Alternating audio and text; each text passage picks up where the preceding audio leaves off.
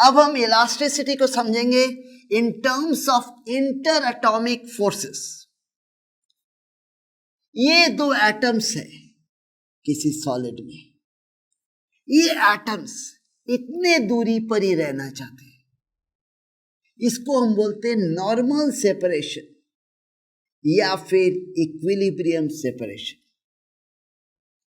अगर हम इस सॉलिड के ऊपर एक टेंसाइल फोर्स अप्लाई करते हैं तब ये एटम्स दूर चले जाते हैं, राइट। टेंसाइल फोर्स इनको पुल करेगा, ये दूर चले जाएंगे। तब क्या होता है, इंटर एटॉमिक फोर्स अट्रैक्टिव हो जाता है और ये एटम्स फिर से यही पोजीशन में आना चाहते हैं।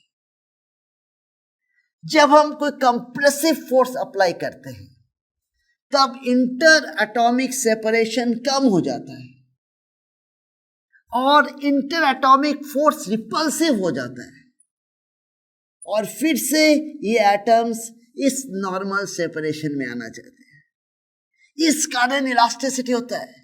एटम्स को दूर कर दोगे तब उन दोनों के बीच में अट्रैक्टिव फोर्स हो जाएगा, एटम्स को पास ले आओगे तब रिपल्सिव फोर्स हो जाएगा।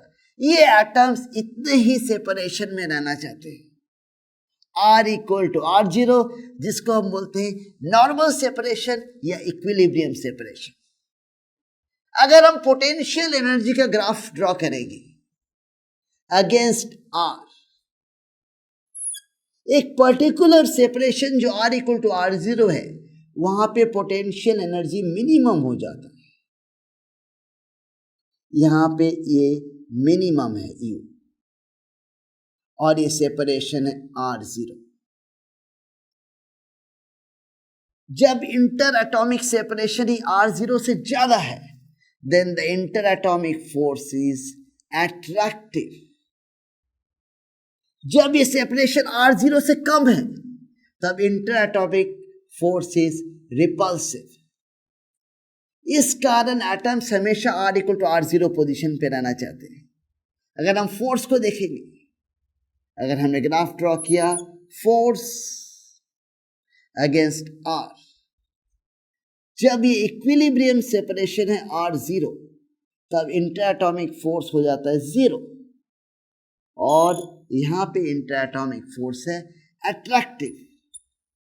जब R is more than R0 and when R is less than R0, the interatomic force is repulsive. इस कारण इलास्टिसिटी होता है, राइट। दूर कर दोगे एटम को, वो पास आना चाहते हैं, पास ले आओगे एटम्स को ज्यादा पास, तब वो दूर से आना चाहते हैं। हमेशा वो R इक्वल टू R0 से डिस्टेंस में रहना चाहते हैं। इसको हम एक स्प्रिंग बॉल मॉडल से भी समझ सकते हैं। स्प्रिंग बॉल मॉडल, एटम्स को हम समझ सकते हैं छोटे छोटे स्फीयर्स है या पॉइंट मासेस है जो एक दूसरे से कनेक्टेड है बाय स्प्रिंग्स। सो ये एटम्स है, इन दोनों के बीच में ये स्प्रिंग है। जब हम इस दोनों एटम्स को दूर करते हैं तो स्प्रिंग एक्सटेंड हो जाता है, राइट। ये स्प्रिंग क्या रिप्रेजेंट करता है, इंटर एटॉमिक फोर्सेस। सो ये इंटर एटॉमिक फोर्स अट्रैक्टिव हो जाता है, फिर ये अपने नॉर्मल सेपरेशन में आ जाते हैं। जब हम इन दोनों एटम्स को पास लाते हैं तब स्प्रिंग कंप्रेस हो जाता है। स्प्रिंग कंप्रेस होने से फोर्स क्या होगा, रिपल्सिव, और इस रिपल्सिव फोर्स के कारण फिर ये नॉर्मल सेपरेशन में आना चाहता है। सो ये हो गया spring ball model of a solid. 3D space में रहता है, हमने सिंप्लीफाई किया है, बट हम इस चीज को इलास्टिसिटी को समझ सकते हैं in terms of spring ball model of a solid. इन दोनों को पुल किया, फोर्स अट्रैक्टिव हो गया, R0 पोजीशन में आ जाएंगे। इन दोनों को कंप्रेस किया, पास ले आए, तब फोर्स रिपल्सिव हो गया, फिर से R0 पोजीशन में आएंगे। So this is spring ball of a model of a solid. Springs represents interatomic forces, और ये जो spheres है या point masses है, they represent atoms.